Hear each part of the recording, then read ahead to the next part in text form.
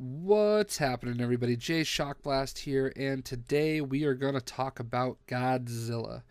Godzilla is out now in theaters, and let me just tell you right now, it is fantastic. Must see, definitely a great action suspense movie, and you really are not going to be disappointed. I cannot stress enough just how great this movie is. Action, there's action, there's suspense, there's drama. I mean, it really is just a well-made movie, and I really, really enjoyed it. Obviously, there's really no Godzilla games for me to do gameplay over. I went on Steam, I went to Greenman Gaming. I mean, I tried hard to find something Godzilla that I could play to play over, so I do apologize that there really isn't anything fun to watch. I was really kind of thinking that maybe I would do some Marvel Heroes gameplay, but it really just didn't make sense, and quite frankly, I just kind of stumbled through it as I tried to play. So whatever, who cares about all that? Let's talk about Godzilla. There will definitely be spoilers in this review, so if you have not seen it yet and you plan on seeing it, you might want to hold off and come back another time. I really just want to talk about what happened in the movie, so that's how it's going to be. So you have been warned. You can go ahead and move on if you need to, but for now, let's go ahead and launch right into the movie. There are three what I would call main characters of this movie. They are Joe Brody, his son Ford Brody, and then Dr. Ichiro Serizawa. Joe Brody is played by Bryan Cranston, who you should all know because he was in one good TV show ever called Malcolm in the Middle. No, I'm kidding. You know him from Breaking Bad, obviously. Probably Malcolm in the Middle, too. He was in both. I didn't really watch either show. I just wanted to, I don't know, you guys know what I was doing there, obviously. Everybody knows him from Breaking Bad, Heisenberg. So, whatever. Bryan Cranston's in it. He did a great job. Just really, he plays I don't know if he's a scientist or what he is, but he's, on a nuclear power plant in Japan. He's in charge of, something in regards to how they do it. He's, I don't know, like he keeps talking about having a meeting with somebody, so he's obviously not the guy that runs the whole place, and he has to like clear things by other people, so he's definitely not like at the top of the food chain there, but regardless, he's definitely responsible for this plant in some capacity, and we'll get back to that in a second. His son, obviously during the nuclear power plant portion of the movie is a kid, but for the most part is played by Aaron Taylor Johnson. Ford Brody, we see him quite a bit throughout the movie. If you don't know who Aaron Taylor Johnson is, you probably know him for his role as Kick-Ass in the movie Kick-Ass and Kick-Ass 2. I think that's probably what he's most known for. He might be known for some other stuff, but I really feel like that's probably the biggest thing. He is also going to be Quicksilver in Avengers Age of Ultron, and he had that little uncredited cameo at the end of Captain America the Winter Soldier. So definitely he is one of the stars. And last would be Ken Watanabe. I don't know if I'm pronouncing his name right. He plays Dr. Ichiro Serizawa, who is definitely a scientist that they follow throughout the movie. So let's go ahead and start with him. I feel like he is somebody that they follow throughout. The movie starts in the opening credits of some classic footage from the 40s, like basically archival U.S. military type, real footage, where they kind of show how they were aware that Godzilla was a thing back then, and they had him on an island. They tried to nuke him, and they never heard from him again. Sorry, I had to yawn there. Whatever. But so fast forward to 1999, and that is where we pick up with two parts of the story.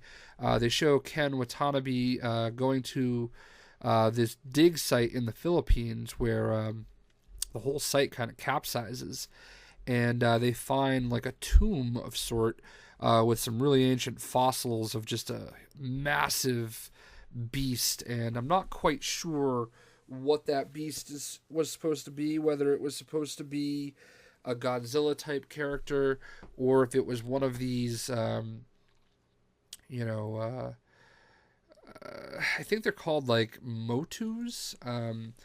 Godzilla bad guys. That's what we're going to Google. Godzilla villains, if you will. Muto. That's what they are. They're Mutos. Massive unidentified terrestrial organisms.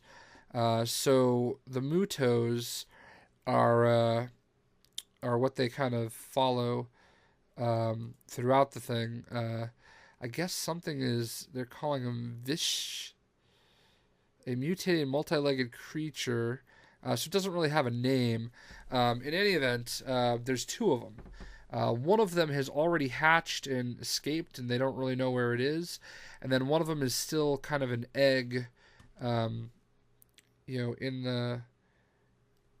the pouch, if you will.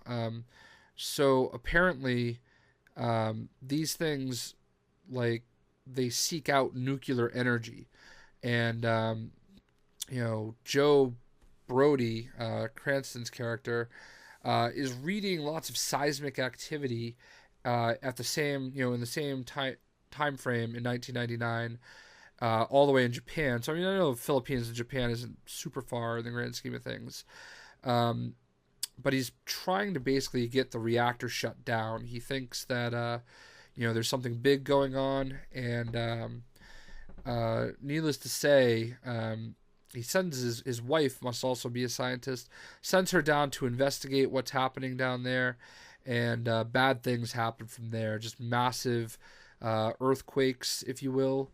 Really bad stuff. He ends up having to shut the door to the reactor area after there's a leak, and she's flying out of there trying to get out. And she is literally, 30 seconds too late to get to the door. And he basically, watches his wife die and watches this entire nuclear power plant go down, like just crumble to the ground. So obviously the entire area is condemned, and they fast forward 15 years to a grown-up Ford Brody. And, I just want to take a step back for a second. So we come to find out that the one that hatched is a male, and he can fly.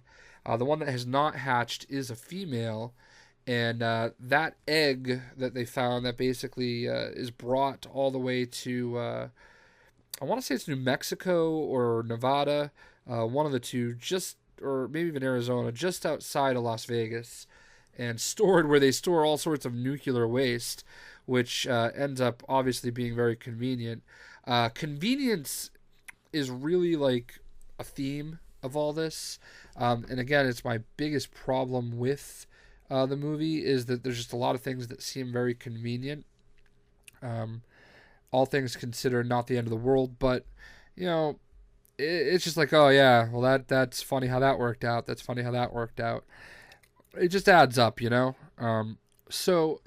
long story short, fast forward to 2014, Ford Brody is an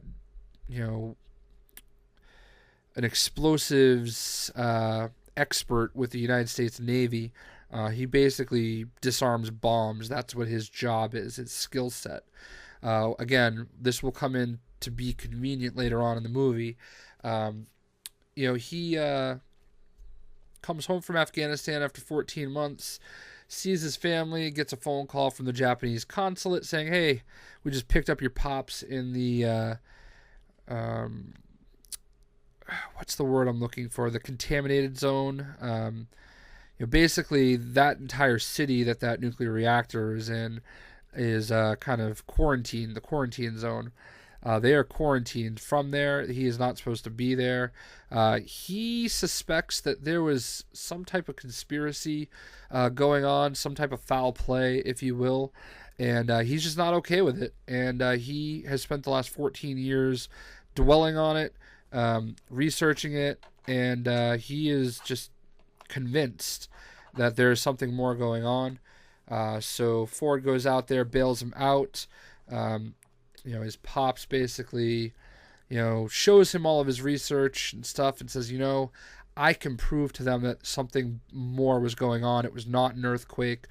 They are covering something up. They know something else is going on. I can prove it.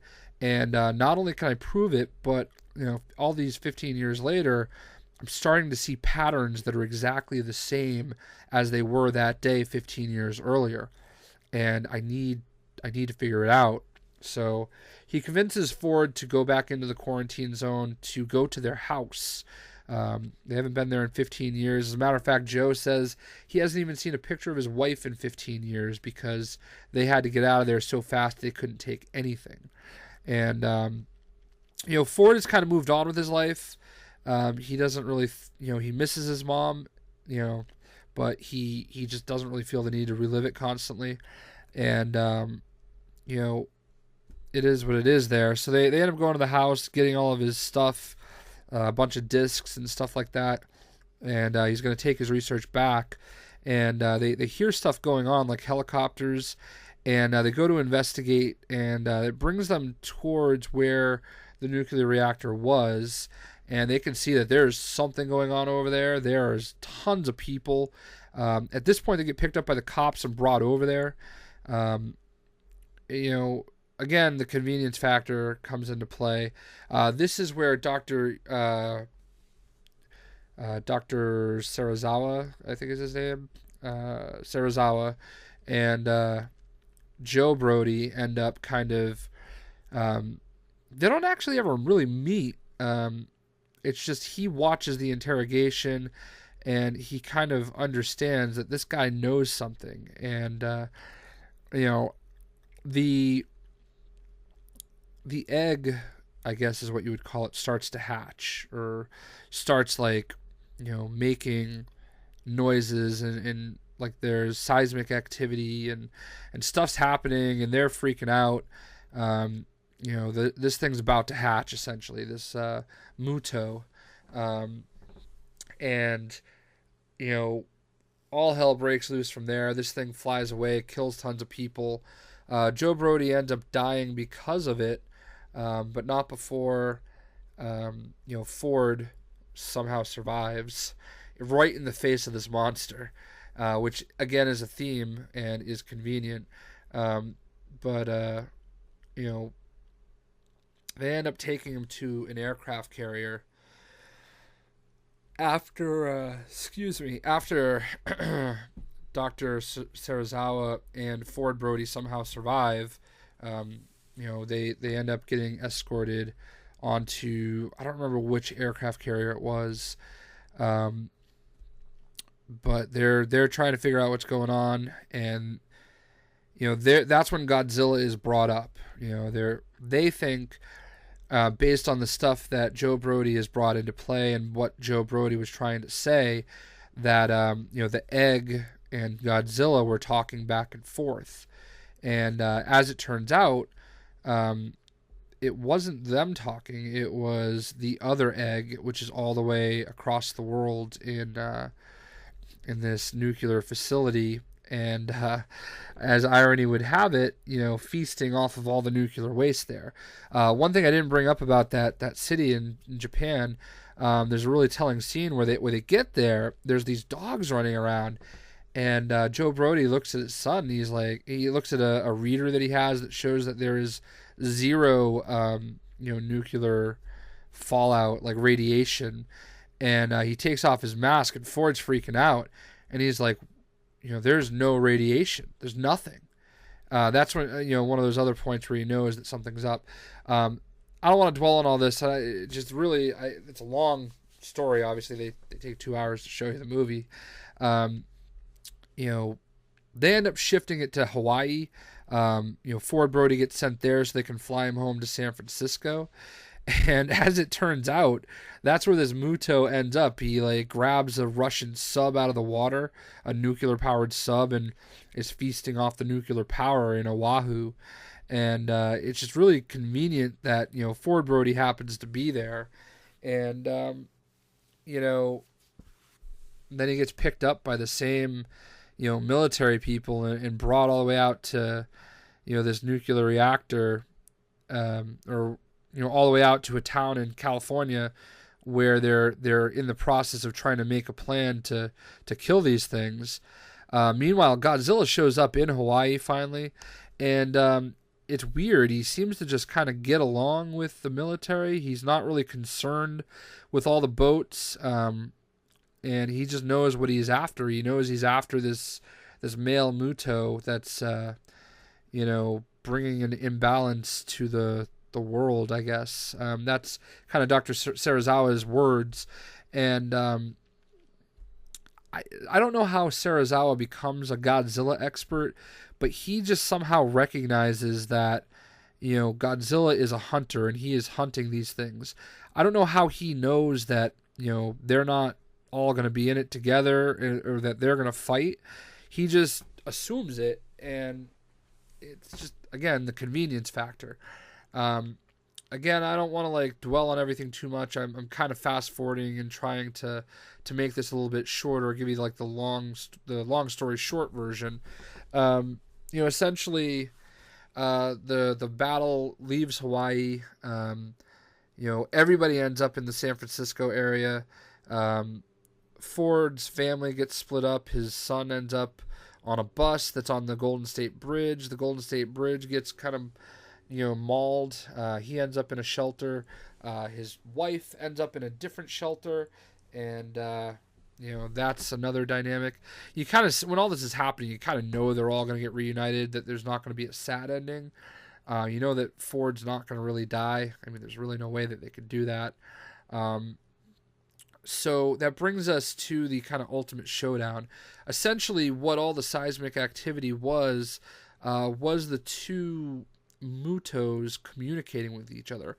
One's a male, the one with wings. The other's a female, the one with a ton of baby eggs under her belly. And they're going for the one night stand. They are trying to get their busy on. And it's weird because the female is massive and the male is kind of small, which you kind of think of it the other way around, but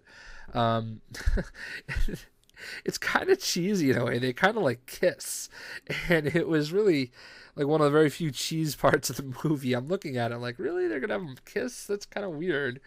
And all in all, Godzilla knows what he's doing. They do battle in San Francisco. There's this nuclear bomb that's the U.S. military's plan is to get a nuclear bomb out into the Pacific Ocean, have all three of them follow it out, and then detonate it, hopefully killing all three. As it turns out, there is a huge battle at the end. I really like the cinematography of it. It wasn't just a straight-on view of the battle. It was definitely, a very dramatic fight.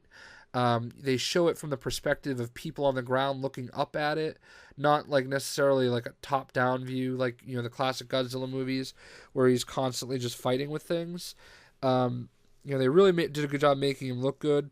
There really weren't that many scenes where you just get all of Godzilla on the screen. He is just still mysterious through it all. You just see bits and pieces of him.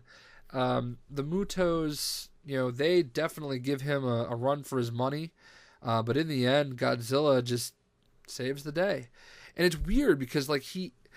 Serizawa ends up being right. Godzilla is the alpha, he is the hunter, and it was his job to kill these things and keep balance, because there were literally probably hundreds of little eggs that were about to be fertilized.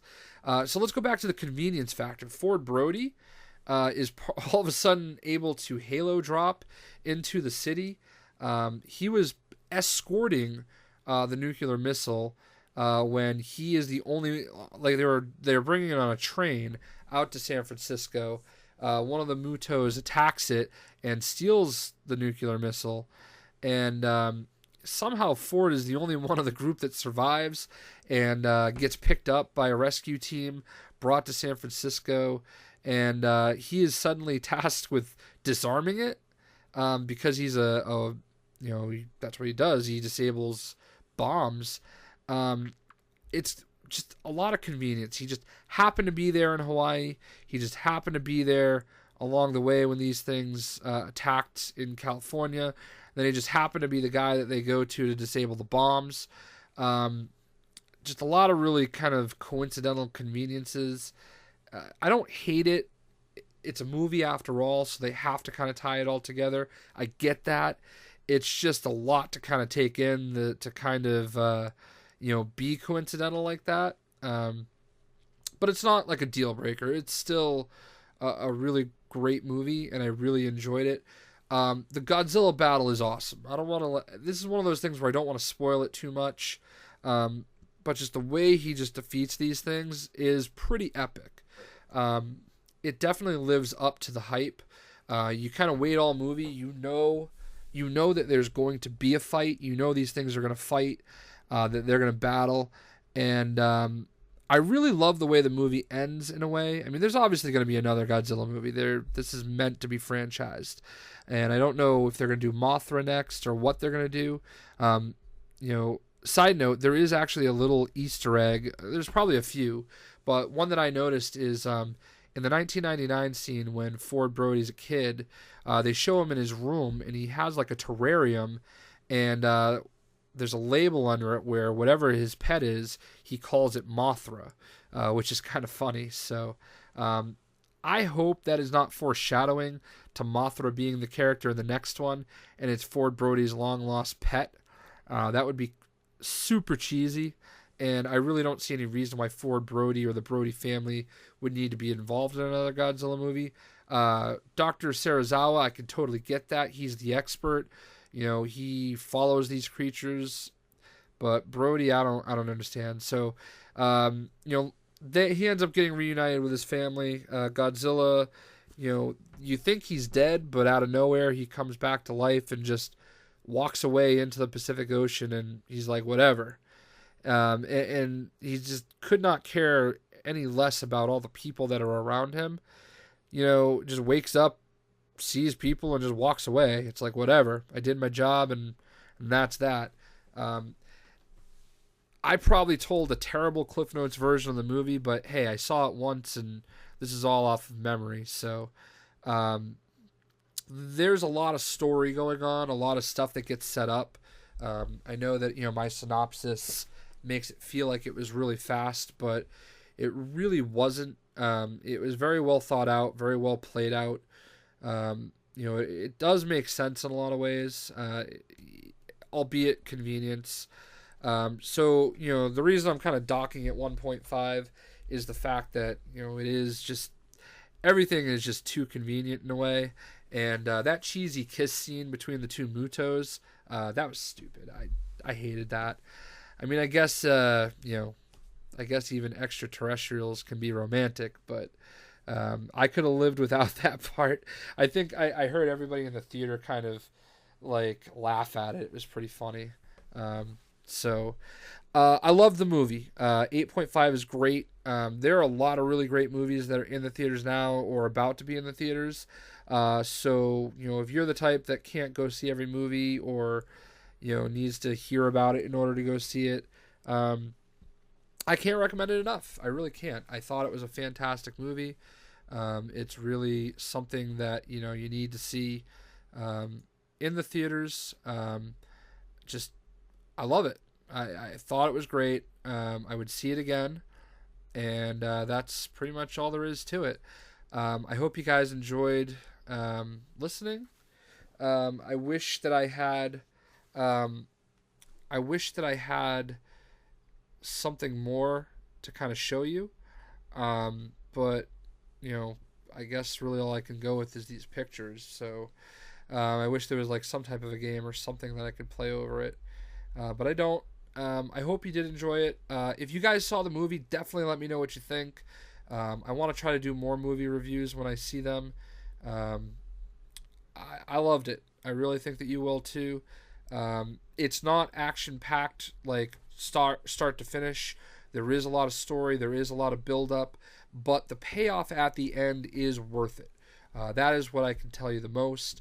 You will get to the end of the movie and you will say, all right, all the build up was worth it for that action. So that's really all you can ask for in a movie like that. Um, you know, it's a reboot. Everybody wants to get to know Godzilla again, and I think they did a good job. It was directed by Gareth Edwards and written by Max Borenstein and Dave Callaham. Gareth Edwards, he, yeah, I don't, director, 6 credits. Godzilla, Monsters, Factory Farmed, Heroes and Villains, 1 episode, and Perfect Disasters and End Day. Not really a very spectacular list of accomplishments, but I can tell you that this is definitely going to be a movie that puts him on the map. It was really well made. I haven't really talked a lot about the music. The music was really perfect. Like this movie should get an Oscar nomination, Academy Award nomination, whatever nomination it can for just the music effects. Very, very dramatic, adds to the drama of it all. You are really, really going to enjoy it. Really just, I can't rave enough about it. It's not like John Williams' orchestra, but it's definitely very powerful. It really fits, and it works really well. I honestly cannot, say enough about this. I think an 8.5 kind of speaks for itself. So you will enjoy this movie. And I just think it's definitely something that you really should go. You should go see. So I hope everybody did enjoy this, and I'm gonna go ahead and wrap it up. I will catch everybody later. We will see ya.